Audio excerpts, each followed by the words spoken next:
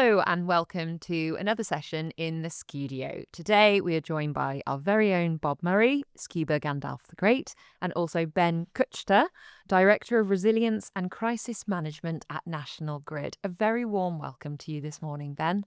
We were just talking about how much we love your surname. I didn't realise you had a nickname. Gandalf the Great.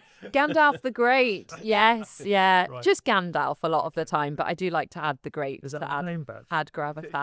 It's. I'll explain it. Yes, please. Actually, yeah, that caught me off guard, that one. And Kuchta, Mm.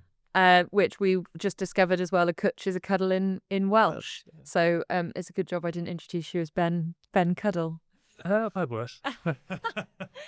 So Ben, why don't you start by giving us a bit of a background on you and your career to date and your entrance into the energy sector? Yeah, sure. So I started at the age of 13 at something called a plumber's mate, which is somebody that gets in the way most of the time. Well, that was me. But overly curious and wanting to get involved with everything, and very quickly learned my place and my passion for sort of getting hands on with things. And a few years later, got an apprenticeship, left school, went straight into college, started to learn different trades. So I actually started to learn about electricity and gas, got my MVQs, went out, got some jobs, got some work, got some experience, and then sort of worked my way through being a technician to an engineer, that sort of stuff. Set up a couple of businesses along the way eventually, after getting a bit of confidence. And 2019, we were just saying, we were talking about that pivotal year, won the Young Person's Award at iGEM and got married, and then had a complete career change and decided to join National Grid in the innovation team at the time. What sparked that change? It was a new area, a completely new area for me. So I very familiar with like gas and utilization, and very aware of transmission and distribution, had some experience with that. Electricity distribution as well, and also a lot of experience as an electrician working on commercial, domestic and industrial stuff. But transmission was like this new thing for me that was like, wow, this is next level. The equipment's enormous. Yeah. I don't know the intricacies of it, how it all works, and it was just baffling. It was like a whole new sort of area for me that I really wanted to get into, and I thought, what a better place to start than just coming in as a innovation engineer and having the opportunity to learn, and also then try and figure things out and bring new things into the network. So it was an interesting few years, two and a bit years over there. But yeah, it was curiosity again. Amazing. And now you're the Director of Resilience and Crisis Management at National Grid. Yeah. You support the delivery of £60 billion in investments aimed at expanding the network and transitioning to net zero. A bit of that. Just for on the side, Yeah. do you want to talk to me a bit about what that work looks like? Yeah, so the role's multifaceted. So there's a big focus on delivering or helping the businesses to deliver that 60 billion. So in the UK and the US, we've got a big footprint in terms of electricity transmission and distribution. We've also got a bit of LNG, liquid natural gas, in the UK. We've got some traditional generation over in the US. We've got interconnectors, so these big subsea sort of marine assets that can get power from continental Europe into the UK and back or across. So there's a big focus on me helping those business units, getting involved in things like investments, needs cases, EPCs or engineering procurement construction contracts. It could be sensitive matters, investigations into, say, things like designs, for example, looking at the sort of mechanics or the engineering complexities of a potential network expansion project. So it's all that sort of stuff that's wrapped into this role. So I could be doing gas one week in the US. I could be looking at climate change, very specific climate change thing in New York for the PSC. So it's a varied role. I get out a lot, see a lot, work with some amazing people. We've got 33,000 people in the business, and thousands of stakeholders outside and millions of customers. So it's a really broad broad role, really exciting. And presumably the buck kind of stops with you in terms of where those investments are going, or you have the freedom of offering up the suggestions and giving that to someone else. So it's really well thought through. So the engineers that work in the business, and well, not just the engineers, but the whole business gets together. They look at what that demand profile looks like. Yeah. So we can see at a macro level that demand is increasing, however much, gigawatts or percentage, whatever you want to call it. And then what the engineers and the teams do is they go away and then start to drill into the specifics of where that demand is and what that demand looks like, what's it serving, basically. So you might have 10% national increase in demand overall, but when you drill down into, say, I'm just hypothetically, you drill down into, say, Wales, for example, there's a big push maybe for data centers. So you can see, well, actually the demand there is going to serve a fairly constant baseload. It's going to be a constant demand for running these data centers. So we need to look at infrastructure that can provide that service. Right. Whereas if you look in, say, New York, we're building a lot of offshore wind, a lot of renewables over in New York. That's the proposal. But in addition to that, it's to support the community more than it is, say, a data center. We want to support the local communities and the businesses. So we're looking at ways in, yes, we're going to bring more renewables on, but how do we connect it to those communities and those businesses to help that area thrive and deal with that, growth in population or that growth in demand. So it's very regionally specific. And that's what's driving it. It's not me, or anyone else is calling the shots. It's really looking at evidence-based, sort of who wants what, when, why, where, and building it up from there. It must be, like you alluded to, every day is so different for you, not just comparing like the UK and the US to even regionally within the UK, the different levels of demand and different nuances and workings of all our regions. I guess for you, because you're an inventor as well and you like to know how things work, is that something that you enjoy in the role, that like every day you're learning something different? I definitely enjoy that. Definitely like learning new things. The invention thing came about a bit like most things in my life. I kind of need to prove to myself that I can do it. Right.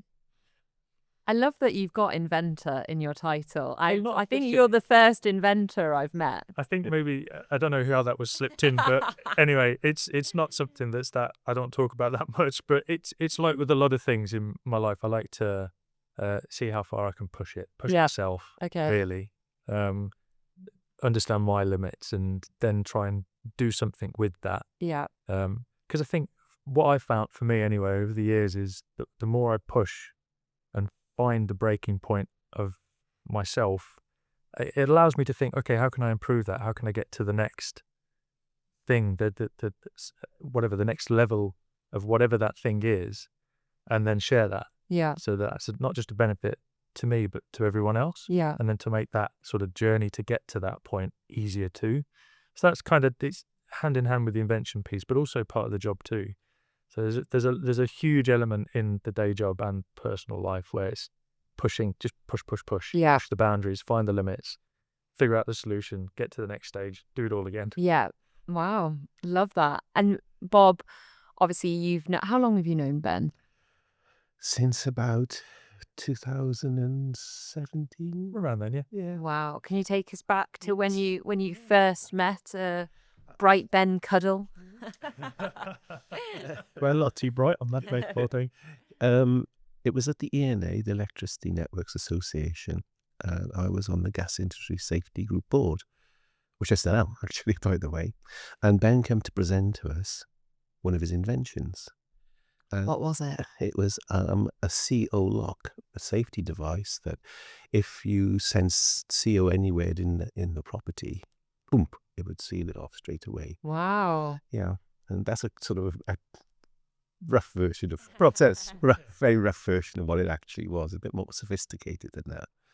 And I was wowed by this, and wow, what an impressive young man. Yeah. So anyway, things moved on a bit, and then we met at iGEM, and Ben was looking for a mentor to help him achieve his professional registration to chartered engineer. being a mentor, we ended up together. And that was the real start of a very in-depth relationship. And and I'm very proud of him because he is a genius. He's one of the few people I could actually say I've met in my life that is a genius. And so getting him through the professional route via the techno was quite easy, really. It wasn't easy for him, but for me, it was like falling off a log because he's just so focused and delivers everything on time, etc. So that was the start of meeting him. And he just continues to impress. He taught himself how to do patents. So he didn't pay a patent agent or a lawyer or anything. He did it himself. So we got patents in the United States, Europe, and the United Kingdom. So it just goes on, I think. Just might think he's hit that, that's it. Yeah. He comes up with something else kind of thing. So, and then he won, we're going to the awards that week after next, I think it is. And about 2019, was it? Something like that. Ben won the Young Persons Award, but he couldn't accept it because he was on his honeymoon in Bali. Was it Bali? Yeah, Bali, yeah. And so he asked me if I go and collect it. So I'm the oldest person ever to collect the Young Persons Award at the IJO Awards. So yeah. Amazing. Yes. Do you still have that award on display somewhere, or was it special to you? Every award is special, and it is on display in a cabinet in the office in the corner, along with certificates and the chartership. So it's a nice reminder. I'm very proud of that. Yeah. I don't normally. It's tucked away, but it's there, and it's a nice reminder when I look to the right. It's kind of like, okay, keep pushing. Yeah. Doing, because there's not it. The young persons thing was nice because it's a bit selfish for me, really, because it's like, well done, Ben, you young person award. But there's some other awards on that shelf that I'm really proud about because it's that recognition of that impact more broadly than myself. But that one's quite special. It is, I will admit, it is at the front. You get to fight me to get it back off me. You wanted it, the Young Persons Award. Oh yes, that was an award as well. It's a very nice one. We've been talking a lot here at Skewb, and I think we were saying before, it's a bit of a buzzword at the minute, artificial intelligence, AI. You see it absolutely everywhere. There's sort of no facet of human life anymore that isn't touched by AI in some way. And it's on us as companies to get on board with that and get ahead of it. I think we had someone in recently who said, the AI revolution's already happened. Yeah. So if you don't have it, you're already behind, which I thought was quite a valid point. We used to call it machine learning. Yes, and nobody batted it. Oh, okay, like yeah. Now when you come up with this artificial, that it is. And we're looking at, with Opus as well, creating an AI-led streetwork solution. So we're looking at ways we can incorporate it into the work we do in the utility sector. But I'd be curious to know your opinion when you look at what role artificial intelligence now plays in the energy sector. What role do you think that is? Do you ask every person that comes onto this podcast such a challenging question? Oh, sorry. No. I'm a former journalist, so it's with AI. We already use quite a lot of it, and we have done, as Bob alluded to. It was formerly machine learning. I think it may have been called data science before then, and it probably had names before that, really. But I think the way in which it's evolved in terms of the computing power, the ability of it has certainly increased, and that's where it's become really interesting, and it's more affordable because I can get it on my phone now.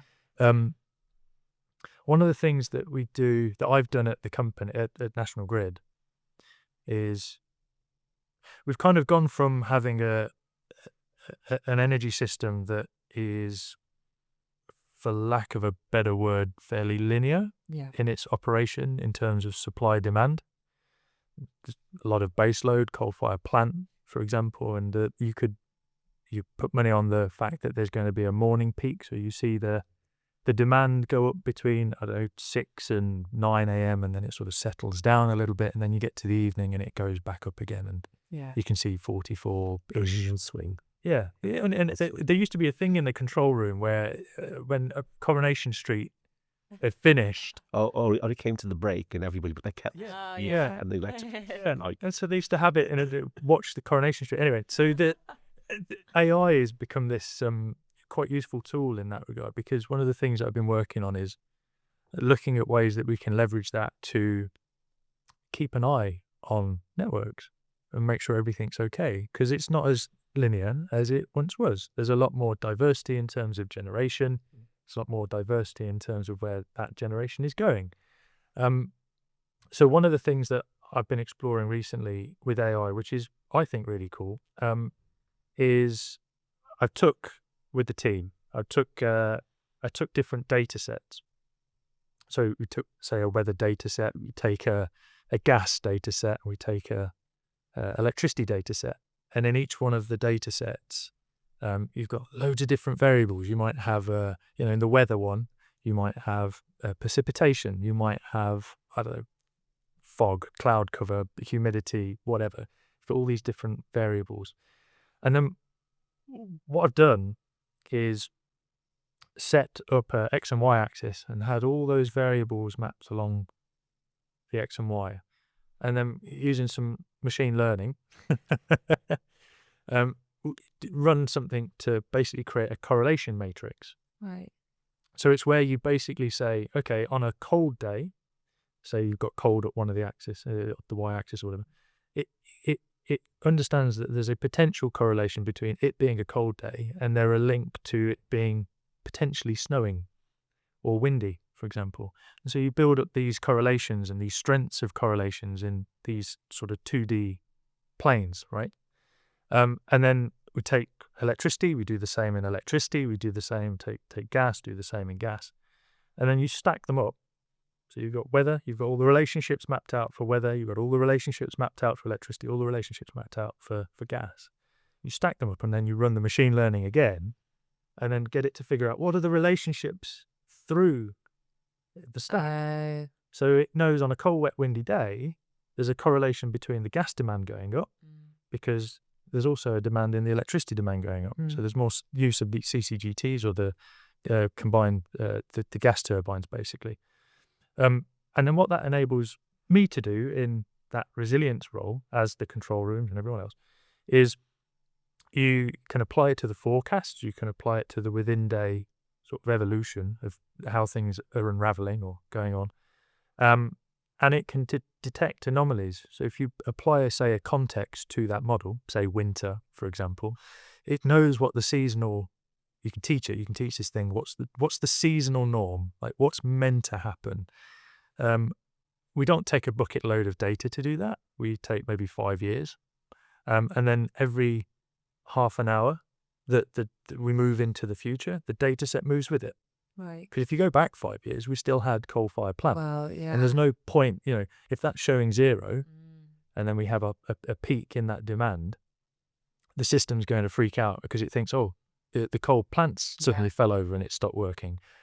Sound the alarm. Presumably, even with climate change, every 5 years, the winters are going to change as well. Exactly. So we keep the data set up to date and then allow the AI to then have that context. You can apply different context, but seasonal context is quite good. And then that allows us to spot those potential system anomalies with a degree of accuracy. It's not perfect, but it at least sort of raises the flag and goes, yes, you've got a cold, windy day, the demand's going to go up, but we've spotted a few anomalies here and here. You might want to get an engineer to take a look, and then they could go in and set specific thresholds and triggers. I was smiling because when I joined the industry in 1975, the gas control room in Wales was in Grangetown Gasworks, where I was based. And they had some early forms of algorithms, but basically it was just data from the Met Office. And the head of the control would walk around Grangetown. Yeah. Go, gosh. Okay. And confirm. And just look. Yeah, just to feel. And that was it. Yeah. So when you see the company, you see the complexity of the data, and Well, yeah. without I mean, you could learning, fly you it know. to New York and do the data for New York without even having to go I there. can imagine today, you know, there's the data that's available and the accuracy that is there, both in terms of the Met Office long-term weather forecast compared to what they were in 1975. So I don't know, Roy Smart to myself. So I remember the guy who was head up the controller. When he'd walk around Just like, walk around. and I think, yeah, okay, that looks okay, and and then the man would be set for the the following day. So yeah, it's the amount of data and AI machine learning now is just amazing. I know. I think it's one of those things that there's a saying, and I can't remember who said it. We'll add it in the clip. It'll be a text and a video, but I'll edit it in. somebody said a wealth of information creates a poverty of attention, Oh. which was an interesting one. Have you ever visited the war museums, the Imperial War Museum, where Yeah. Churchill sat, and you can see how the sort of arms of the chair have worn out? Yeah. There's a map on at the end of that room, and if you can get close enough to it, have you been? Yeah, it's been done though. I'm trying to picture it now. Well, for the audience then, for the benefit of the audience, there's a map at the end of the room, and it's a map of sort of mainland Europe, and they obviously pinned little post-it notes on to say to sort of note where the troop movements were or where the logistics were or whatever. But when you get really close to that map, that pin, I'm surprised there's any map left, because there's that many holes in this pin. They must have been constantly moving these pins, and Churchill must have been sat there rubbing his hands in the stress of it all, because there were so many moving parts. I mean, you go back to the 70s and you look at what the system was like back then. It was, as I said earlier, it's quite linear. You could probably go, yeah, it's probably going to be 4 gigawatts by 2 o'clock or extra, whatever. But now you've got so much distributed energy, and there's so many more signals that myself, the control engineers can be sat there, and rather than maybe a few pins on the map board, you've now got thousands of these pins. So AI is, it's become quite a necessity, I'd say, to help get through that.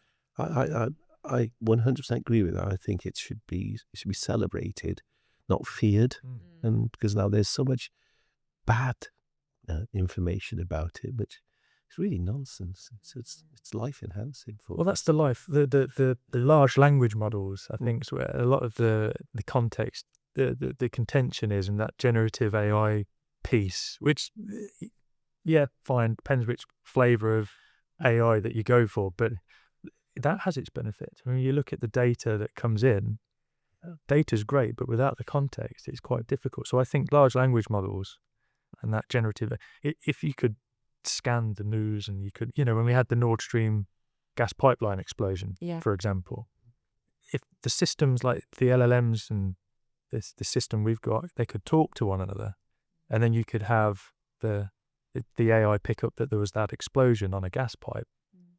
It's not beyond the realms of reality to then have that system go, okay, it's a gas pipeline, it's something to do with supply. Yeah.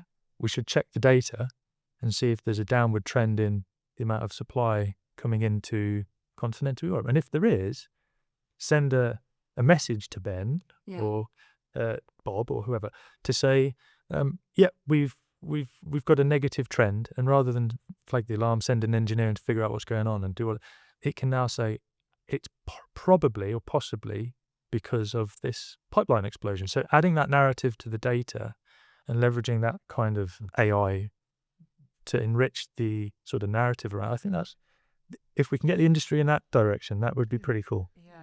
And I just see benefits everywhere in medicine, in curative treatments and things like that. Yeah, I think it's to me it's probably one of the greatest things that's probably happened in my lifetime. Actually, as an engineer, I think, wow, it's. When I did my degree, it was in Latin, What's it about tools? When I did my apprenticeship, there was still the hand. You still use the drills, remember? And I think before that, you'd have to drift with a hammer and a drift to get a hole in. And then we had the drills that you could plug in, and we've got battery-powered drills. Oh, no, yeah. It's the same with AI. It's just another tool, and it's very well. And it enhances safety, everything in it, in the way that you do. So. I love this relationship too, because you are I've never seen you so animated as when you're talking about data. Oh. And you clear, like, you love it. You're definitely in the right job, I will say. Innovation and forward thinking and all of that. I get that energy from you. But then you've also got Bob with his wealth of experience from over the years. Can you share some of the learnings or support that Bob's given you over the years in your relationship?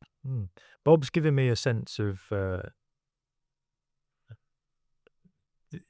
the ambition can be overwhelming personally for me. Yeah. It's when I'm thinking, I'm going to do this thing, I'm going to push the boundaries, I'm going to do this new thing, I'm going to get to the next thing and the next thing and the next thing. It's like this constant churn for me. The sort of advice and what I've picked up from Bob over the years is that that's okay. Like, it's good. It's fine. But it's sort of that emotional regulation and that sort of temperament, perspective, balance. I've picked up a lot, directly and indirectly. So it's been really useful. It's been very grounding. It's been very real. It's been a hell of a journey, I think, to get through. I think For both of us. Yeah, it was like it was quite stressful. Going back to that earlier point where we were talking about when we first met as mentee mentor, that was I was trying to get chartership, but it was via technical report or the technical report route. So I didn't go to uni. I don't have any degrees or anything like that. It was GCSE, I think, at the time, maybe a couple of NVQs. So it was kind of like, Bob, are you sure you want to, like, is this even possible? 'Cause my ambition's like, yes, do it. And then, that's just to add a bit of context to what I said at the start of that answer. That's kind of where Bob helped me to go, yes, it is. And this is how you can cut it. You can drive it, box it up and, deliver that outcome. So Ben was the first person to bridge that gap and become chartered in the history of IGEM. Wow. So he was the first person that actually went from GCSE to chartered engineer, because in effect, he makes up a gap to the equivalent to an MEng. And that's not easy. So he did it. I said, for me, as his mentor, it was like falling off a log. Yeah. So we had a contract. We set up the dates when we could achieve certain things by. It's not a tablet of stone, because things happen, but, and he hit every single milestone. Yeah. Amazing. He did it. Sailed through it. So.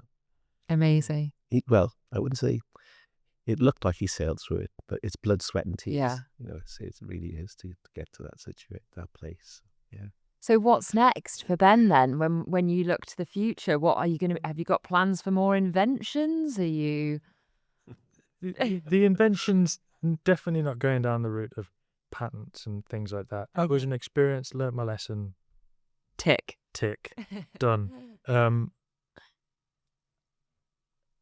come from a very commercial background too, before Grid. So patents and things like that, and getting that sense of that commercial understanding, and that I'm good with that.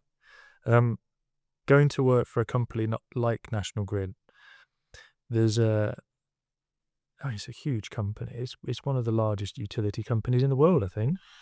It's certainly got a lot of customers to back that up. It's got to be up there.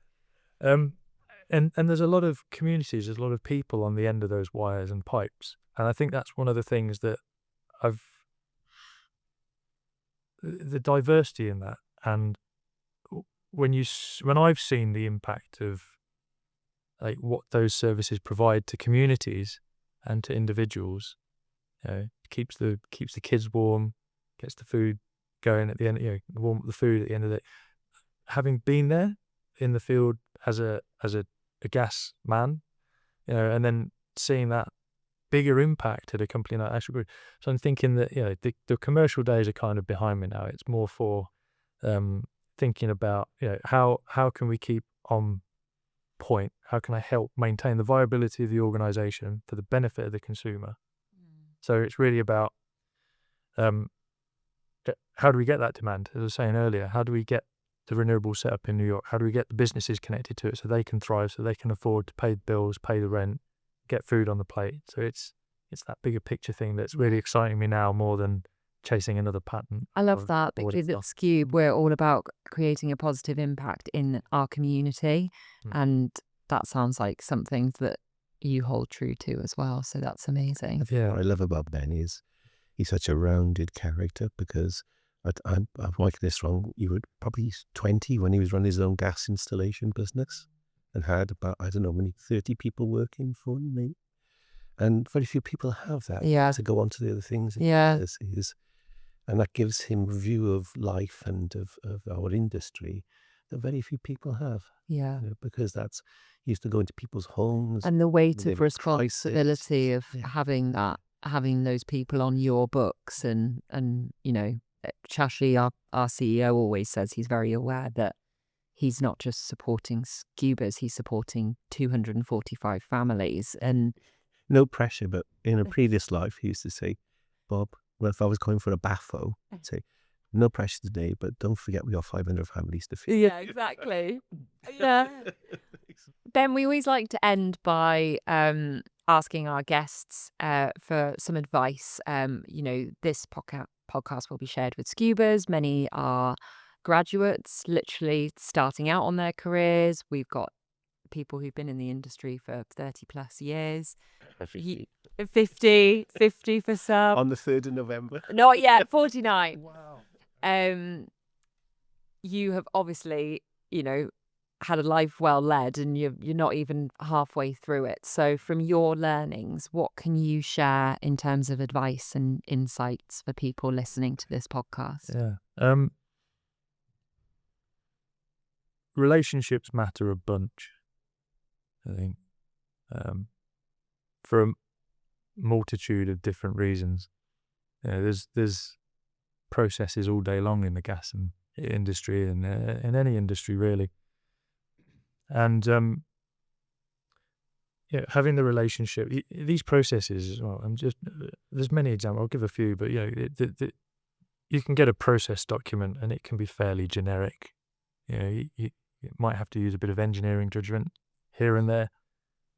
Being able to call up someone like Bob and go, what does that actually mean? And what does it mean in the context of whatever it is that I'm working on? That's really useful. It's the same whenever you want to get anything done, really. You can't just throw process at somebody and say, get this done by this date because there's a requirement for it. Because you're just going to get a bit of a half-baked response. And it's not the right way of going about things. So, relationships on that front matter. Relationships in development matter enormously. Wherever you are, wherever I am, whoever is watching this, listening to this is in their career, having the relationships to help guide and offer perspective on things. And having that broad pool of people that you can call up. It doesn't matter where they are. And not everyone can help, because there's, as I've found out recently, the graduates want to develop a relationship, but they're encountering problems that maybe I encountered 20 years ago. And